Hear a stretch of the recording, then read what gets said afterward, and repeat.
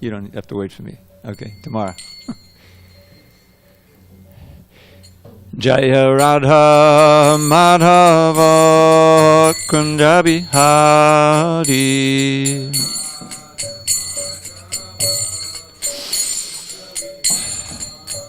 Jaya Radha Madhava Kunja Bihari.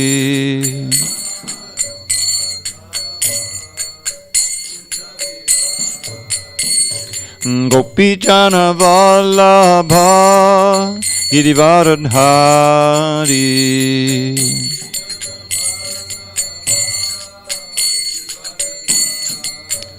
Jaya Gopi Jana Vallabha Girivaradhari.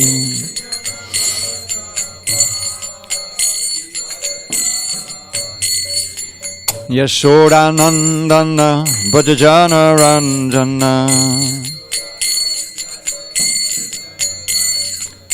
Yashodanandana Bhajajana Ranjana. Yamuna Tira Vanachari. Jamuna Tira Vanachari. Jaya Radha Madhava Kunja Bihari.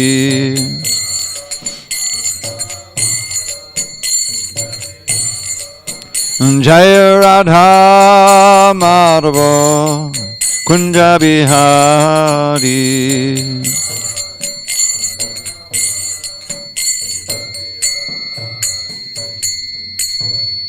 Jai Srimad Paramahansa, Parujikacharya Ashtotar to the Sri Srimad, His Divine Grace, Srila A.C. Bhaktivedanta Swami Prabhupada ki Jai. ISKCON BBT Founder Acharya Srila Prabhupada ki Jai. Jai Om Vishnupad Paramahansa, Parujikacharya Ashtotar to the Sri Srimad, His Divine Grace, Srila Bhakti Siddhanta Saraswati Thakur ki Jai. Ananda Koti Vaishnavanda ki Jai. Namacharya Srila Haridas Thakur ki Jai. Srimad Bhagavad Gita ki Jai. Samaveda Bhaktivinoda ki Jai. All glories to the assembled devotees. All glories to the assembled devotees. All glories to the assembled devotees. All glory to Shri Guru and Gauranga. Yes. Okay. Okay, just give me 1 second here. Om Namo Bhagavate Vasudevaya. Om Namo Bhagavate Vasudevaya. Om Namo Bhagavate Vasudevaya.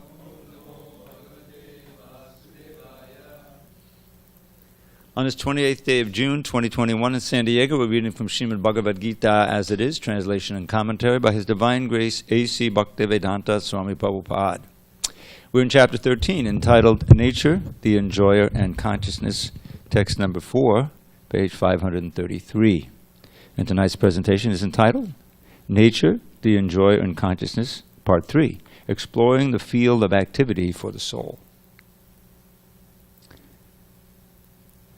Tat Chaitram Yach Chayadriksha Yadbikari Yataschayat Tat Chaitram Yachayadriksha Yadbikari Yataschayat Sachayo Yatpabhavascha Tat Samasena Me Shunu Sachahyo Yat Prabhavascha Tat Samasena Me Shunu Tat Chaitram Yachayadriksha Yad Bhakari Yataschayat Sachayo Yat Prabhavascha Tat Samasena Me Shvinu Tat Chaitram Yachayadriksha Yad vikari yatascha yat Sachayo yat pabhavascha Tat samasena me shrinu.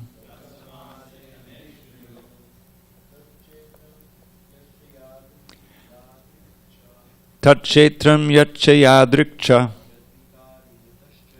Yad vikari yatascha yat Sachayo yat pabhavascha Tat samasena me shrinu. Tat kshetram yatcha yadrikcha Yad vikari yatascha yat Sachayo yat pabhavascha Tat samasena me shrinu. Tat kshetram yatcha yadrikcha Yad vikari yatascha yat Sachayo yat pabhavascha Tat samasena me shrinu. Tat kshetram yatcha yadrikcha Yad vikari yatascha Sachayo yat pabhavascha Tat samasena me shrinu. Okay. Tat kshetram yatcha yadrikcha Yad vikari yatascha yat Sachayo yat pabhavascha Tat samasena me shrinu. Getting better. Sounds a little less like Russian accent now. I want to chant the verse. Please, go ahead.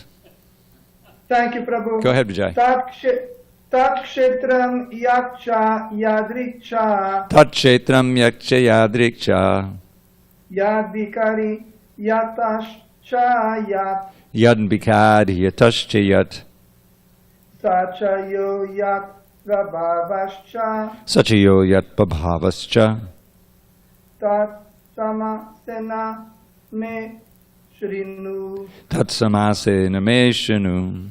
Okay, word by words. Tat, that, kshetram, field of activities. Yat, what, cha, also, yadrik, as it is, cha, also. Yat, having what, vikari, changes. Yataha, from which, cha, also. Yat, what, saha, he, cha, also, ya, who. Yat, having what, prabhavaha, influence. Cha, also. Tat, that, samasena, in summary, may, from me, shrinu, understand. Translation. Krishna speaking to Arjuna. Now please hear my brief description of this field of activity and how it is constituted, what its changes are, whence it is produced, who that knower of the field of activity, their different influences, their potentials, etc.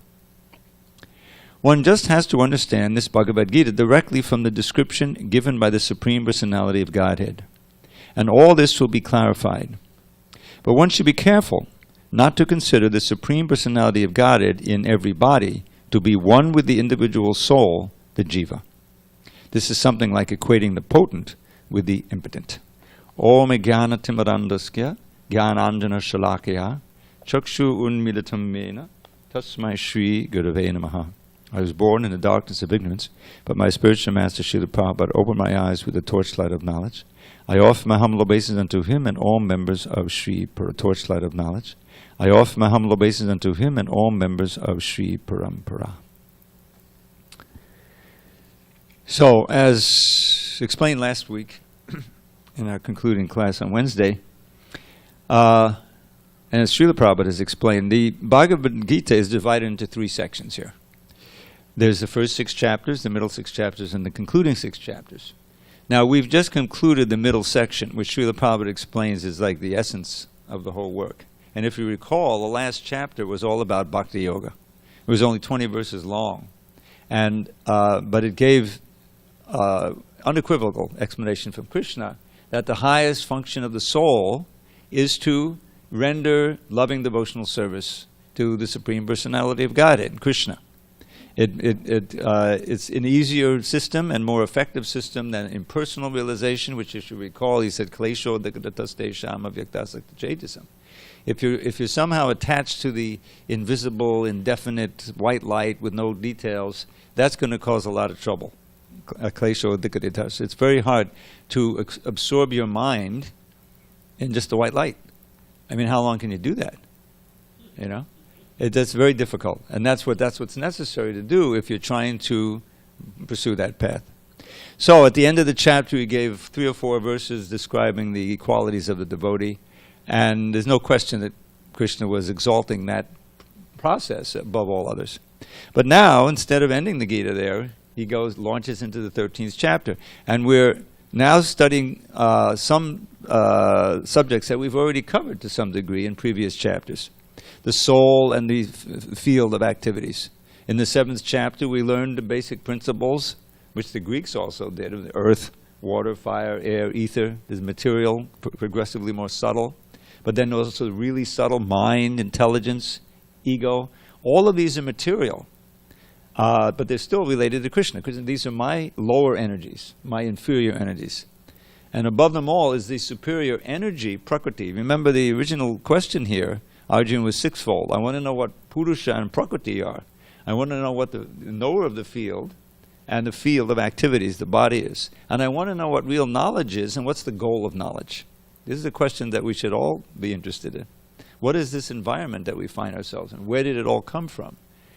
You know, I mean, in the very first purport of the Bhagavatam to 111, Prabhupada talks about how an intelligent human being looks up into the sky at night and he sees all those galaxies and stars, and he naturally wonders, where did all this come from? What's the meaning of this vast thing? Where do I fit in? These kind of questions should arise, you know.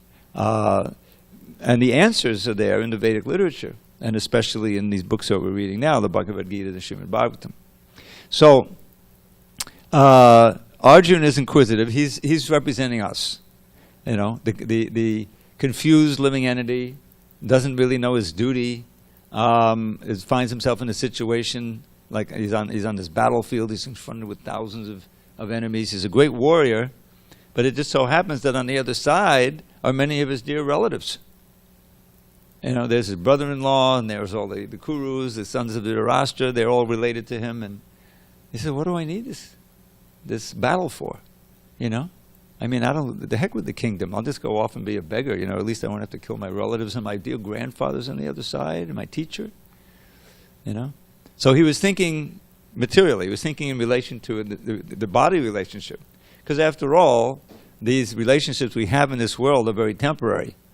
The physical body is temporary, so we may have a brother here, a parent here, a dear, you know, sibling, whatever it may be, wife, children. But it's all temporary. Whereas the soul is eternal. So, the soul, the spirit soul, which is the very first lesson of the Bhagavad Gita, the soul is never born, never dies, you know, and we're spread throughout the body in the form of consciousness. That's our nature. But our relationship with this particular body is very temporary. You know, the body itself at one point did not exist, then we were born, and you know, before we were born, we gestated, and you know. So we're related to the body. We're very sensitive to its pains and pleasures. And we grow. The body keeps changing. And eventually, it wears out, dies somehow or other. But the soul doesn't. And you go on to another term in another body. And we learn very, very great detail and very soberly, it may not be a human body. The human body is very rare. So all these, you know, what is the significance of the human body? Is it just a fancy animal body that we can exploit more, you know, wonderfully, or is there a special reason for it? So all of this is not spoken of in great detail in the Bhagavad Gita, but these subjects are touched upon. So now Arjuna asks these questions: what is material energy? What is the Purusha, or the enjoyer of the energy, which is us? You see, and what is this field of activities? In other words, the body. If you think about it, everything that you experience in this world is through the medium of the body, the senses, even the mind and the brain. You're extrapolating the human mind is really amazing. But still, You know, you're experiencing it through the medium of the brain. If the brain gets damaged, suddenly you can't think the way you used to. You may have all kinds of problems, right? A stroke, you know. So the body is a special machine, but it is a temporary machine. How did it come about? Who created it? What's the reason for it? What's the purpose of it? Is there a purpose just beyond trying to enjoy it and keeping it safe and well fed? You know, maybe not, but we'll learn in the Bhagavad Gita. So all of these questions, Arjuna wants to know what is the body, the field of activities, what is the knower of the field, who is the Purusha, the supposed enjoyer, what is Prakriti, material energy, and then what is knowledge and what is the goal of knowledge, what is the purpose of knowledge. So these are 6 questions, and Krishna is systematically answering them. Now he's exploring what is this Chaitra, what is this body, how did it come about, what its nature is. So this is an introductory verse. Here the brief description of the field of activity, how it's constituted, what its changes are, that's a vikari, whence it is produced, and who that knower of the field is. Then what is the Chaitra Gya? The word Gya is similar to knowledge, the knower. And what his influences are. So how we live in the body. And you know, I don't want to give away the plot so much, but ultimately we want to find out how can we leave this body successfully so we don't have to take another one. Because when you think about it, all the sufferings we experience are due to this body. Just like this COVID disease, you know, no one saw it coming, but it's like changed everything. Even if, you know, somehow the disease tamps down, there's been a lot of damage done to the economy, to people's sense of security. A lot of change happened, you know. Suddenly, you know, we've had to think about death like every day for the last year and a half. I mean, for us, no thing. We think about it all the time. Janma mrityu jara vyadi. This is why generally Hare Krishnas are not experiencing as much, you know, mental difficulty here. Because we're not as invested in the material life. The material life gets destroyed, you know, so we go on chanting Hare Krishna. Because we know that eventually that's going to be, and happen anyway. So this is a great lesson. I think this is one of the reasons why, you know, people are, I just read that, you know, I'm working on this book. Every year we produce a book, you may not know, most of you know, called the Vyasa Puja book, which has offerings from devotees all over the world, including a lot of sannyasis, GBC. So Sura Prabhu wrote a little offering from the Bhaktivedanta Book Trust, the North American BBT, which is what I work for. And he's describing how, you know, we just had a year and a half of this pandemic, but book distribution has increased significantly in North America and actually all over the world, which is great. Right here in San Diego. Why is that? Well, part of it, I think, is because on both sides, the devotees are more serious about getting the books out, and the people out there, a larger percentage are very interested about these absolute questions. You know, what is, you know, how can I, you know, become a little more peaceful? You know, how can I transcend this ocean, this boiling ocean of material world? They may not think of it that way, but they're looking for some peace and some, you know, solace. So we offer that very much. Hare Krishna. So this is an introductory verse. Krishna is going to explain what is the body, what the field of activity, what it's constituted, how it changes, who or where did it come from, who produced it, and something about the knower, the soul, and his activities and influences. So it naturally leads into the next verse, and it's interesting. In this next verse, Krishna is going to give reference to the rishis and the Brahma Sutra.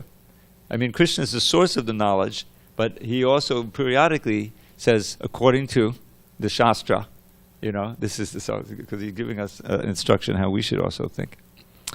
Okay. Are we okay, Vijay? Should I go on? No, I have a question. Okay, go ahead. Dravida Prabhu, my humble obeisances. The quote is as follows. It is the very last sentence of the purport, and I quote, quote, this is something, well, the two last sentences, I'm sorry, quote, but one should be careful not to consider the Supreme Personality of Godhead in everybody to be one with the individual soul, the jiva. This is something like equating the potent and the impotent, end quote. So the last sentence inspires me to ask the following question. And I repeat the last sentence. This is something like equating the potent and the impotent.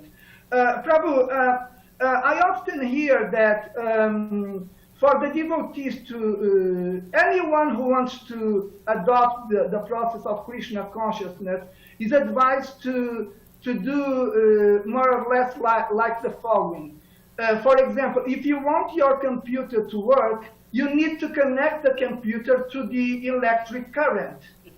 So when we go for the process for the practice of the process of Krishna consciousness, it is something. It is somehow or in some way as to connecting the electronic equipment to the electric current. We connect ourselves with the with Krishna, and then we go for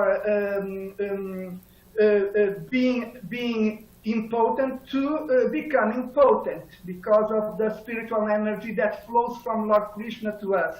But and my question, and this is related to my question, why is it that after connecting ourselves with Krishna and becoming potent in so many ways, why is it that we see pure devotees related to Chaitanya Lila, Gora Lila, living on the banks of the Ganges, surviving only from selling of banana leaves in a very almost miserable condition? Why is it that these pure devotees, recognized by Lord Chaitanya as pure devotees, live in such a miserable condition related to economic situation? Why is it that we do not see these pure devotees becoming rich? Because all right, I think I get the point, Vijay. Let me go on because we want to also proceed. So you're thinking of contemporary devotees who are just like living very simple lives, very what you would consider poverty-stricken lives today, or you're thinking of historical devotees like Kolavesha Sridhar, who you're describing, very poor, supporting himself by making leaf plates out of bamboo or out of banana leaves, and whatever. Yes, he was a contemporary of Lord Chaitanya. I'm sorry? He was a contemporary of Lord Chaitanya. Yes. The point is that the external prosperity, you may say, of the devotee is not the determining factor. You have some devotees of Lord Chaitanya who were very wealthy. You have kings. You have, who was that, Pundarik Vidyanidhi, who was very wealthy externally, to the extent that Gadadhar Pandit said, well, what is this? He's got all these robes on, and he's being fanned, and he's eating grapes, and this doesn't seem like someone who. And then when they chanted a verse from the Bhagavatam, he went into ecstasy. He fell off his high perch there, and he started rolling around on the ground for hours. He tore off all his clothes. In other words, that was just his external situation.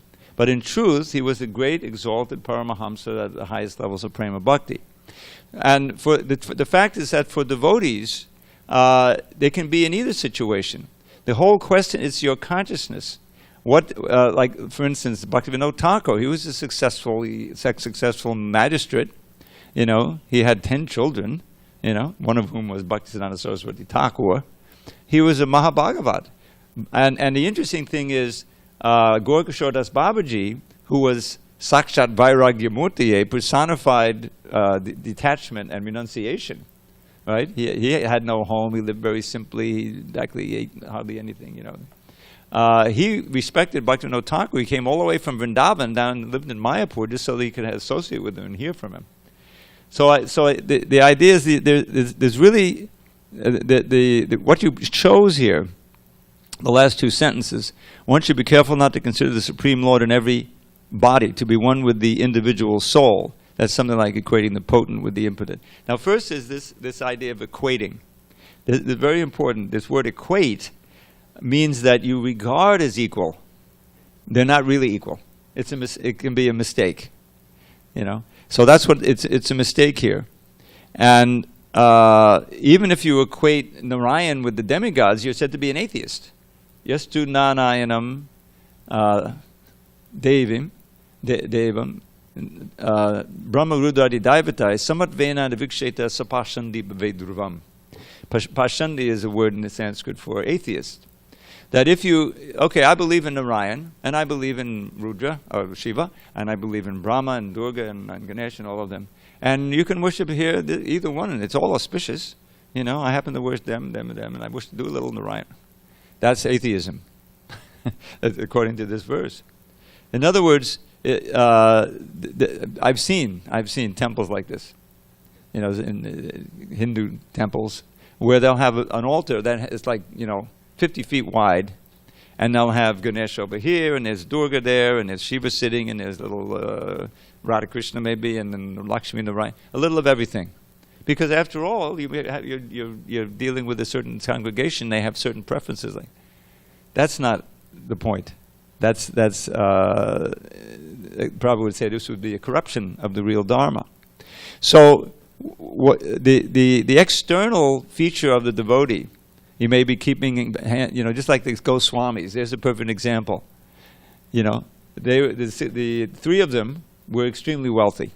Raghunath Das Goswami would have been, if he was the sole heir to a what would be a multi-million-dollar fortune today.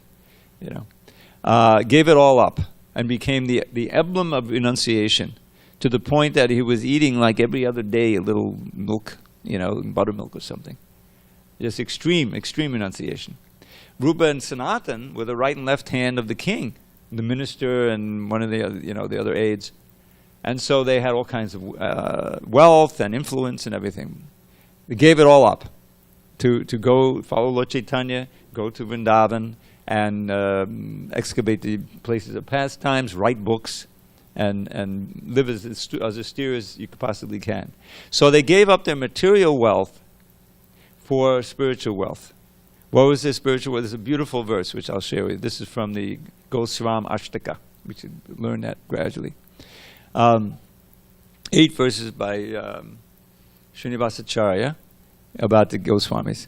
So the fourth one of my favorites, Tyaktva Turna Mashesha Mandala Pati Shrening Sada Tuchavat Bhutva Deen Ganesha Ko Karunaya Kaupina Kantashvito Gopi Bhava Rasamratabda Lahari Kalola Magno Mohur Vande Rupa Sanatano Daguya Goshi Jiva Gopalako.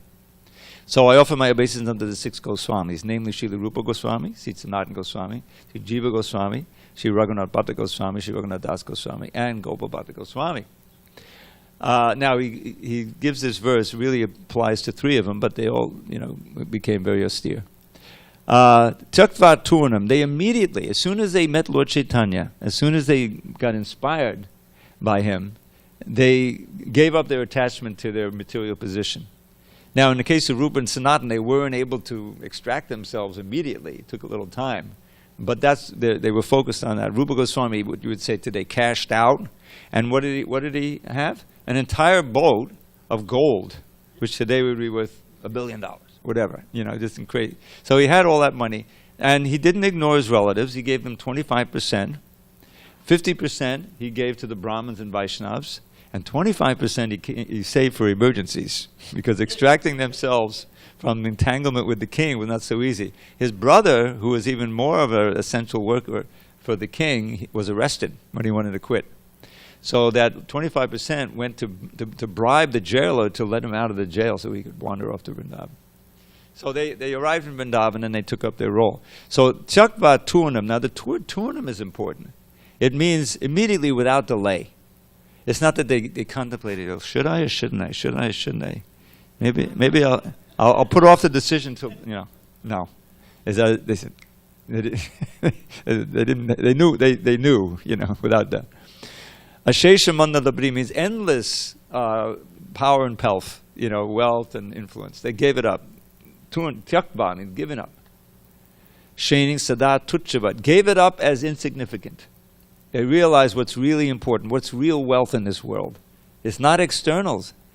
The money is just Maya's trick to think you're powerful and wealthy, you know. Now this, you may have read, I don't know if you read this, I saw Facebook is now worth over $8 trillion. One guy, you know, at one company, whatever, you know. That's obscene, you know. It's obscene. You imagine how many temples we could build with that?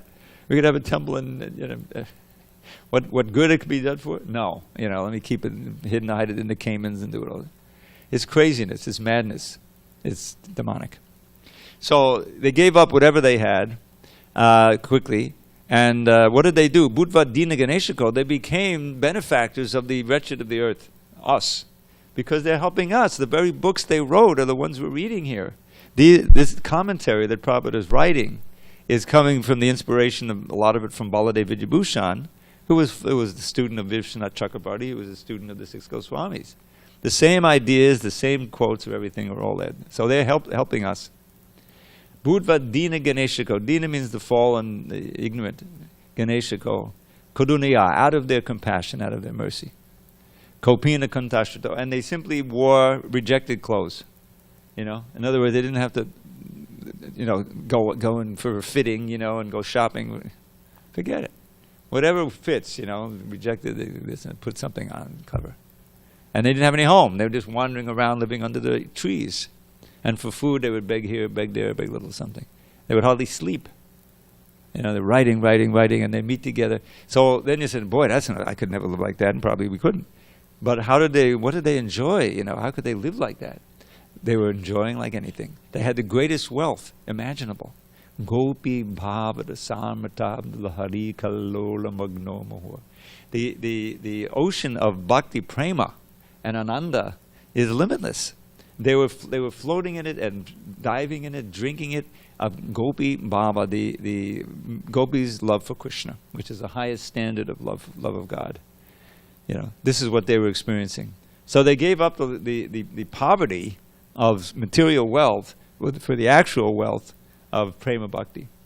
So therefore, you say about potent and impotent. Well, in our material state, we're impotent because we're not empowered to do anything spiritual. All of our meager little energies are being expended through matter and being wasted and simply entangling us more and more in illusion. But when we, as you mentioned, become empowered by the Supreme Lord, when we surrender, then we can do wonderful things. We can do things we never thought we could do. I read a wonderful article by Giriraj Swami. I'm going to maybe bring it forth and make it available. It was about the holy name and Prabhupada's faith in the Hare Krishna mantra. And he was describing how in the early days, you know, there was no big congregation. You know, there weren't even hardly any Indians living in America. The immigration laws were changed just before Prabhupada came. But then it took a while for, you know, people to start immigrating. So how were the devotees going to live? Well, the devotees had a job here, one devotee had a job there, you know. But it wasn't, you know, so, you know, they looked and they got a letter from Prabhupada, they read and said, Prabhupada he said, just keep chanting and all your material and spiritual needs will be met. So they went out on Harinam, you know, and they had a few back to Godheads.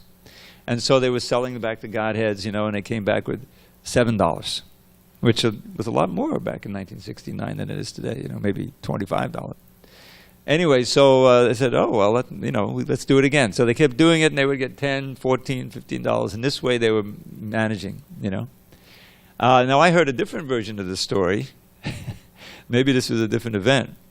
But this was a different event. But I'll tell you one I know, because I knew the devotee very well, Rabindra Sarup.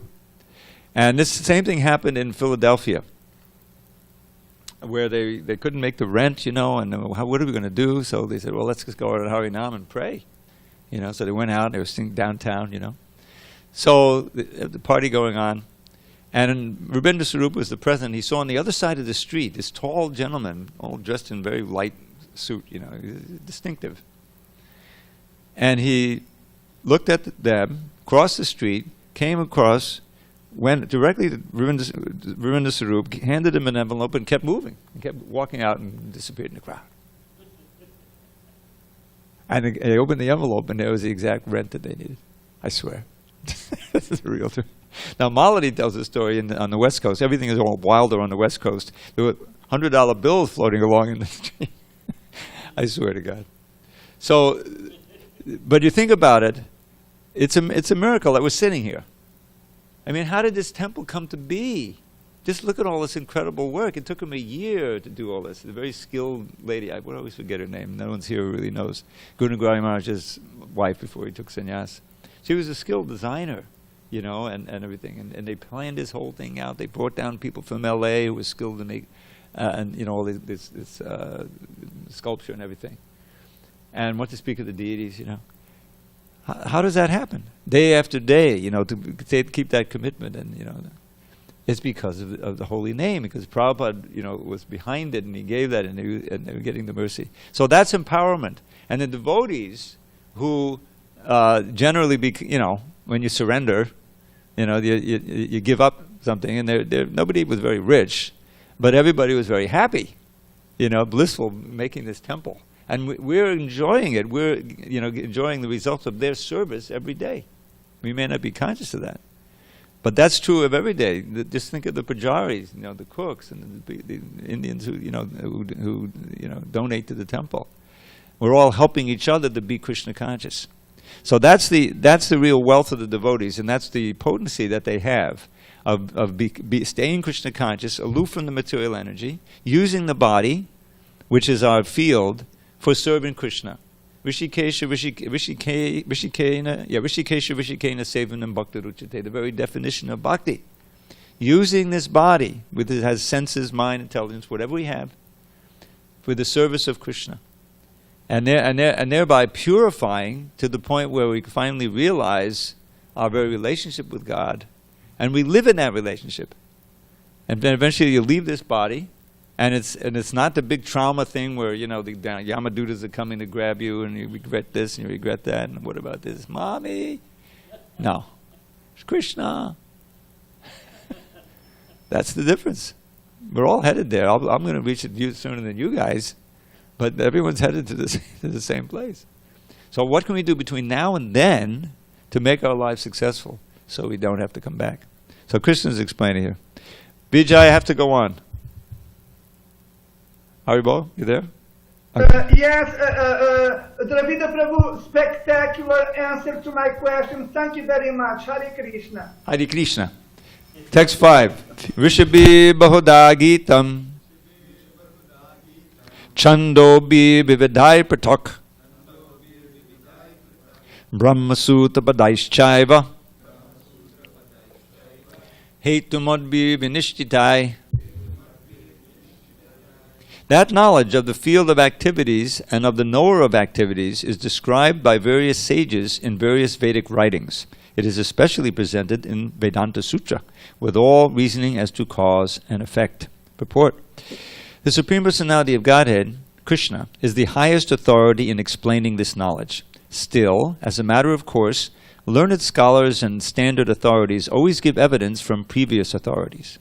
Krishna is explaining this most controversial point regarding the duality and non-duality of the soul and the supersoul by referring to a scripture, the Vedanta, which is accepted as authority.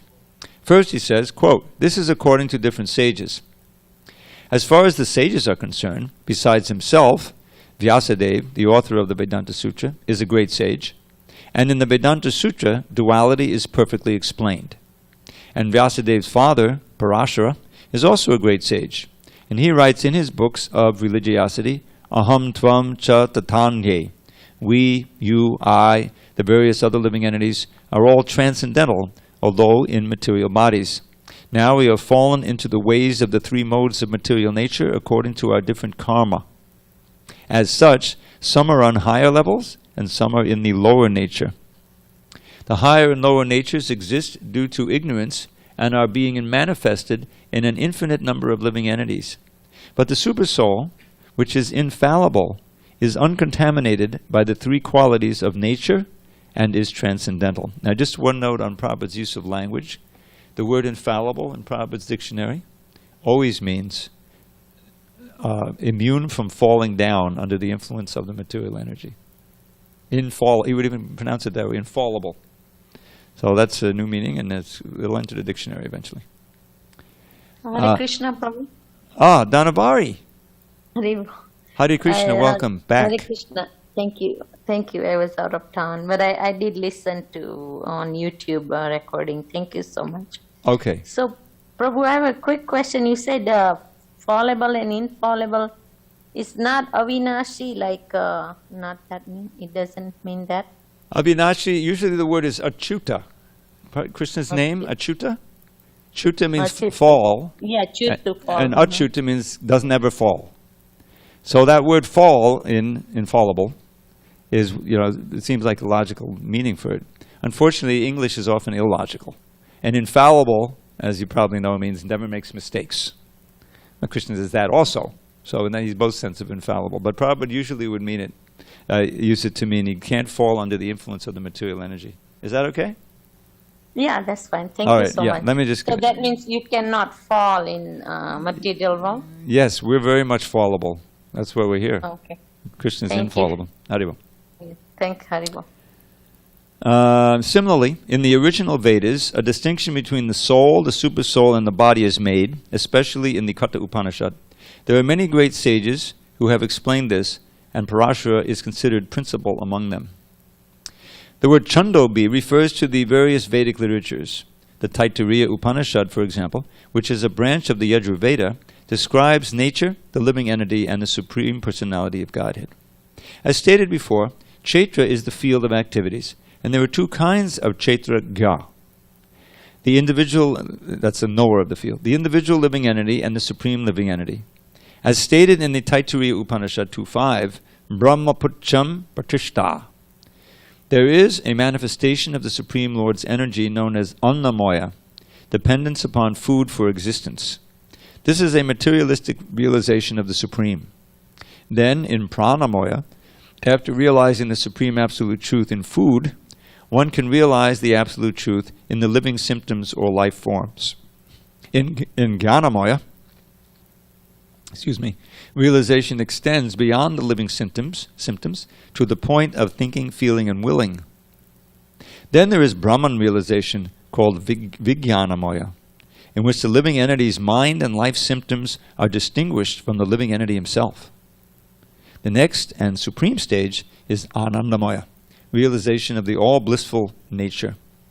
Thus, there are 5 stages of Brahman realization, which are called Brahma Putcham. Out of these, the first 3, Annamoya, Pranamoya, and Jnanamoya, involve the fields of activities of the living entities. Transcendental to all these fields of activities is the Supreme Lord, who is called Anandamoya. The Vedanta Sutra also describes the Supreme by saying, Anandamayo Vyasat. The Supreme Personality of Godhead is by nature full of joy. To enjoy his transcendental bliss, he expands into Vijnanamoya, Pranamoya, Jnanamoya, and Annamoya. In the field of activities, the living entity is considered to be the enjoyer, and different from him is the Anandamoya. That means that if the living entity decides to enjoy in dovetailing himself with the Anandamoya, then he becomes perfect. This is the real picture of the Supreme Lord as the supreme knower of the field, the living entity as the subordinate knower, and the nature of the field of activities. One has to search for this truth in the Vedanta Sutra or the Brahma Sutra. It is mentioned here that the codes of the Brahma Sutra, codes means aphorisms. This is another meaning. Prabhupada gives a new meaning. Aphorisms means, a little statement like Atato Brahma Jigyasa. That's one code or aphorism. It is mentioned here that the codes of the Brahma Sutra are very nicely arranged according to cause and effect. Some of these sutras or aphorisms are Naviyad Ashrutehi 232, Natma Shrutehi 2318, and Parat Tutat Shrutehi 234. The first aphorism indicates the field of activities, the second indicates the living entity, and the third indicates the Supreme Lord, the summum bonum among all the manifestations of various entities. So this is a purport that may be a little puzzling. So let's go through it. I don't know if we'll have time to really do it justice. I think we'll start with this verse tomorrow, but I'll just start introduction. So first of all, as Prabhupada points out, that Krishna, in the last verse, we read 4, that Krishna says, I'm going to describe it now in summary, what the field is and what the manifestations of the field and the activities of the field. And then he cites these different authorities.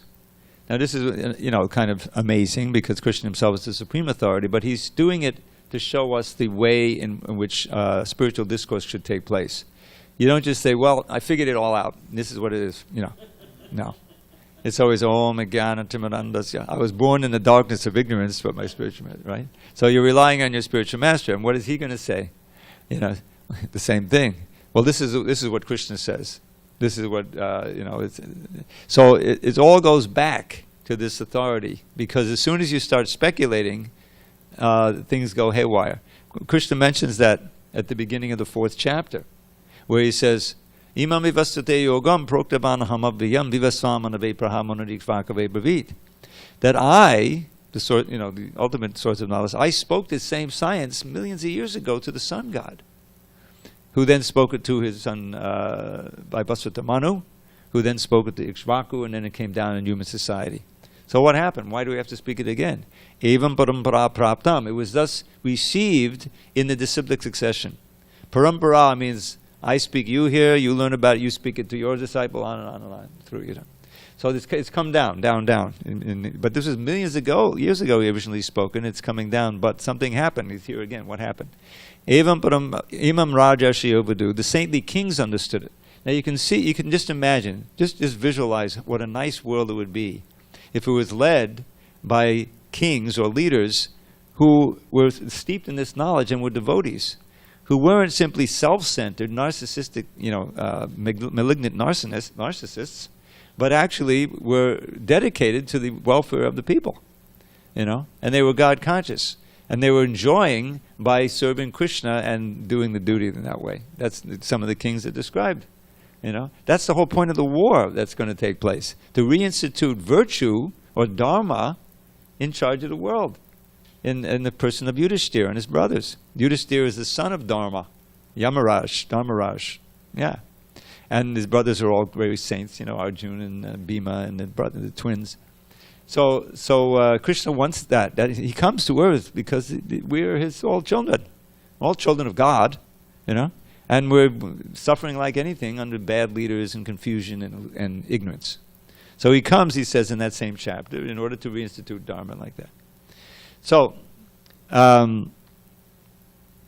you can imagine what a wonderful world it would be. So Krishna is always coming periodically himself, or he sends his emissary to guide the leaders of society. So he says it's been received by the saintly kings, Rajarshi. Important word. Rajarshi means a combination of a rishi or sage and a king. Raja and rishi becomes Rajarshi. How rare is that today, right? So, but what happened?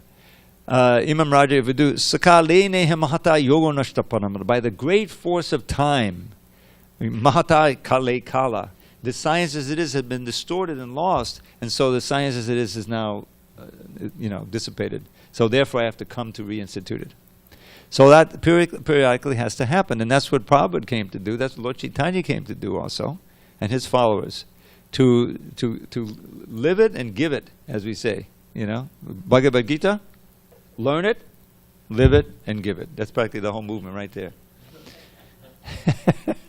So Krishna, he's reestablishing this, and it's been lost. So why is he speaking to Arjuna? That's the 3rd verse. No. That's a different verse. Sahevaya maya teja yoga prokta paratana. I'm speaking this to you, Arjuna. Why? Because you're not envious of me. You're my friend, a devotee. They can understand it. So we become the friends of Krishna by receiving Gita in the way that Arjuna did.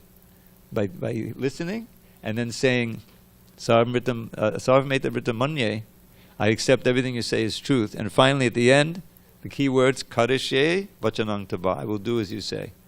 And then you're situated in bhakti. So this is just introductory now. So he's citing all of these, authorities. First, the rishis, the persons, embodied souls, the Paramahamsas. Then the Brahma Sutra, which is what does Vedanta mean? Vedanta, the end of all knowledge. In other words, a summary of all Vedic knowledge is given in that Vedanta Sutra. But why don't we study it then? It's too hard. The sutras, it's not needed. We've got the greatest commentary on Vedanta Sutra. You know what it is, Alex? Srimad Bhagavatam. Srimad Bhagavatam explains the whole meaning of the Vedanta Sutra. So, and given by Srila Prabhupada with all the commentary so we can understand it. It's the greatest book. So, but Krishna is just introducing the whole idea now. So he gives these authorities, and then this whole thing with the Anamoya, Pranamoya, this we'll deal with tomorrow. It's basic life forms. They live to eat, right?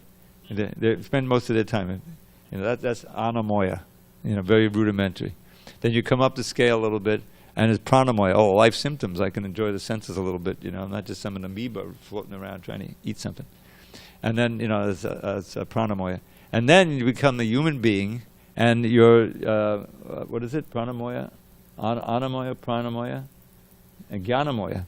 Knowledge. You're involved more in subtle things. You're not just living a completely physical life, but it's still very conditioned. And then Vijnana Moya involves higher understandings, which culminates in Anandamoya, which is the bliss of Krishna consciousness. So we're trying to come off the Anamoya, Pranamoya, platform to become human beings and cultivate that, which we have that bliss. We have that within us, that capacity.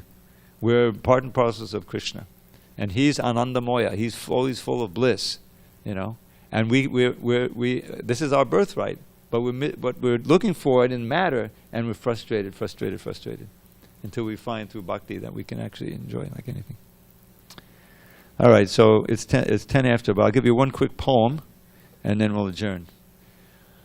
So Queen Kunti prays. We can all pray like this. Madhava. Madhava is the name for Krishna. O Madhava, please ever fill my mind with thoughts of thee, not any other kind. As Ganges torrent flows into the sea, let all my love flow constantly to thee. All glories to Srila Prabhupada. Hari Hari Bol.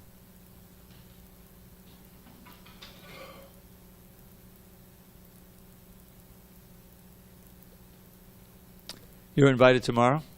Same fee, same ticket costs the same, 0.